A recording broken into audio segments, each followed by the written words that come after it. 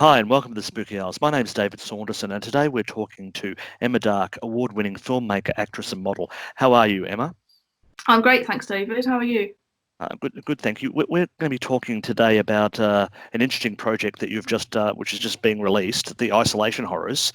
I trust that your life's nothing like what we've just seen, or what I've just seen watching the film. No, I haven't been attacked by a ghost yet, but Okay. You never know. There's still time, really, isn't there? There is, so it's quite early in the evening. So, not wanting to give anything away about the overall plot of the film, but can you maybe tell us? People might get Isolation Horrors. It's It's a project that's based on the fact that we're all pretty isolated from everyone at the moment. Yeah. Can you tell us how the project came about? Yeah. So it's the idea for the anthology was the brainchild of a chap called Nicolai Kornum, who I've worked with before. Who's a really, really, really good filmmaker and photographer. His work is absolutely stunning. I just want to say that now.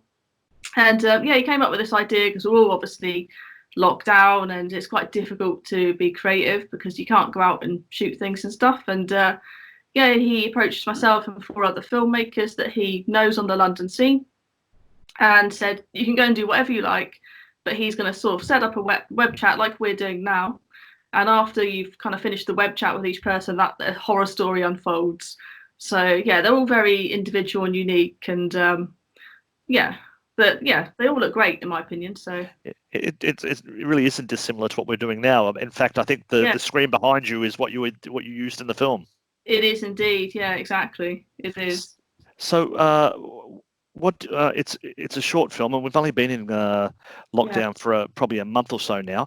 How long did it take from the start, from you getting involved to the point we are now, where it's actually going to be available for people to see?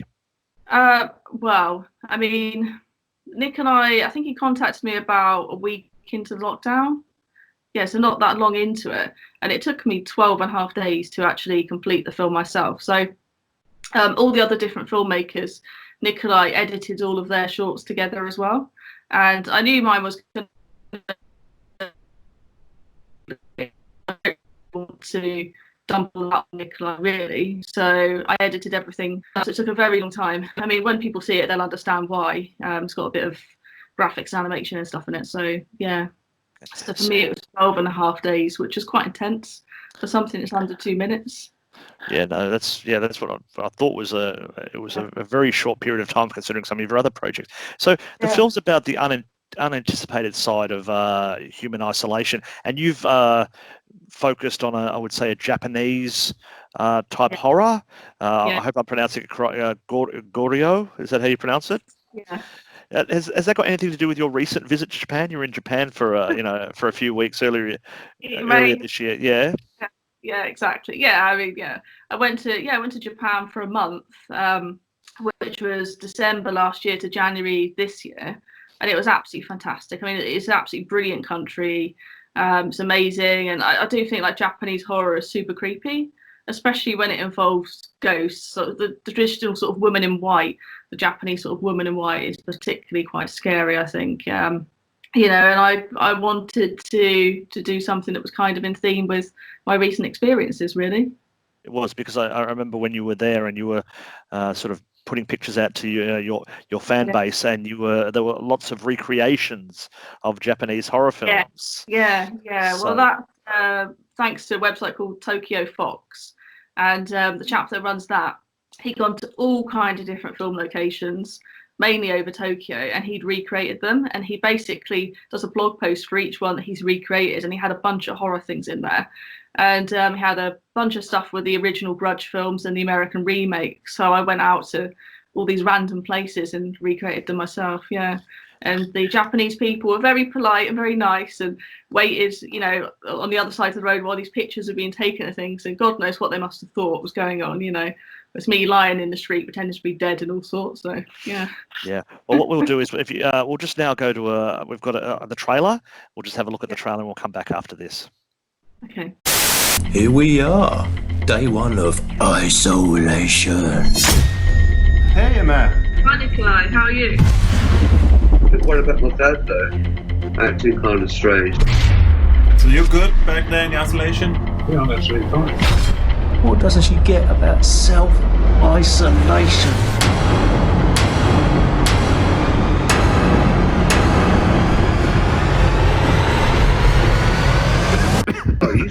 See? I'm gonna have to call you back. Well, working on film stuff, you know how it is. You know, just so I can look back and laugh at how easily I got through it all.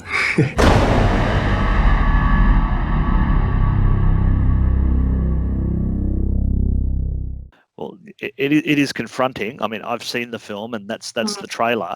How do you feel about doing something so short and sort of, it was, you say 12 days.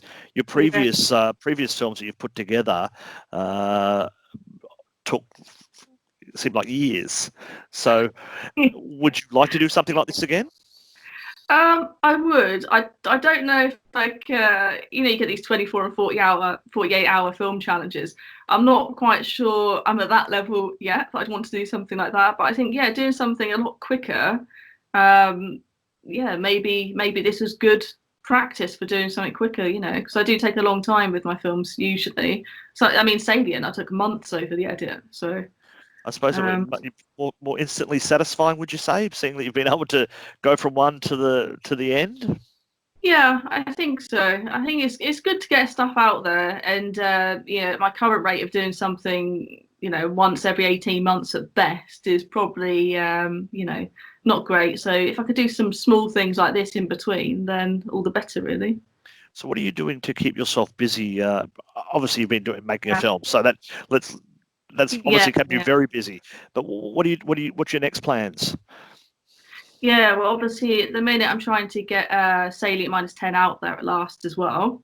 That's been a long time coming because I've been super, super busy over the past year and a half. And unfortunately, just trying to do all these things by yourself is kind of impossible when most of your free time is taken up working with clients and stuff. So yeah, I'm really pleased it will finally be getting out there, and I've submitted it to the BBFC for rating so I can produce my DVDs. And once I've done that, the DVD covers and got the DVD, everything else is quite easy, the online aspect and getting the press release out. So yeah, so I've got that coming up, and then I'll be starting a new film, but when that will be, I don't know, with the whole social distancing and all sorts of things going on. So this hasn't given you the sort of the impetus to make another film in the next 12 days? Maybe, yeah. I mean, if this is going to go on for months and it's going to be impossible to start this new film, I might do something else, just a little something to either go in another anthology or just to put out there directly. Why not? Are you watching any other horror films at the moment, or are you just? So what have you been watching? Recently, I watched The Summer of '84, which was really good. It's kind of like in my opinion, it is an homage to The Burbs, but a couple like children and a sort of serious horror aspect. So I thought that was really good. And I watched oh my goodness, I'm gonna get it wrong. No, I can't remember the name. Sorry, it was something else, but I'm not going to call it like Stranger Darker Times, but it's not that. All right, so you can. That was okay. I watched that last night. Well, that's great. Well, I'd remember the name. So you've got Salient Minus 9 coming out, so that's easy. How are people going to see the isolation horrors? How are we going to get to see that? I've seen it. I'm happy I've seen it. How are other people going to see it? Okay, so it's being released this Friday, which is the 24th. And it will be released directly to YouTube, and there's like a premiere link. So you can go to the link already and you can press like or give yourself a notification or alert or something, or just bookmark the page. And then, at 9 p.m. GMT, it's going to go live and it'll be unleashed upon the world. We'll put a link in the description. You corrected me there. Salient Minus 10. I call it Salient Minus 9, but it's definitely a 10 out of 10. So it's a 10 out of 10. So I should that. So looking forward to that. So we'll put the description, the link in for the isolation horrors in there. We look forward to more people being able to see Salient Minus 10, and then hopefully we'll maybe squeeze another horror film out of you before this is all over. But if not, we'll hopefully not have to wait another 18 months. Yeah, no, let's not wait 18 months. Yeah. That's right. All right. Okay, Emma, you take care of yourself, and we look forward to talking to you soon. Thanks very much. Thank you. Bye-bye. Bye.